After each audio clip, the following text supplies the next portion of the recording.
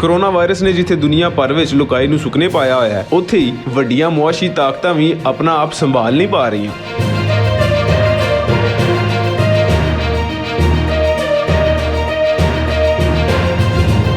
ਦੁਨੀਆ ਦੇ ਵੱਡੇ ਮੁਲਕਾਂ ਦੀਆਂ ਸਟਾਕ ਮਾਰਕੀਟਾਂ ਕ੍ਰੈਸ਼ ਹੋਣ ਦੇ ਨਾਲ-ਨਾਲ ਤੇਲ ਦੀਆਂ ਕੀਮਤਾਂ ਵੀ ਤੇਜ਼ੀ ਨਾਲ ਡਿੱਗ ਰਹੀਆਂ ਨੇ। ਆਲਮੀ ਮੰਡੀ ਅੰਦਰ ਤੇਲ ਦੀਆਂ ਕੀਮਤਾਂ $30 ਫੀ ਬੈਰਲ ਤੱਕ ਆ ਗਈਆਂ ਨੇ।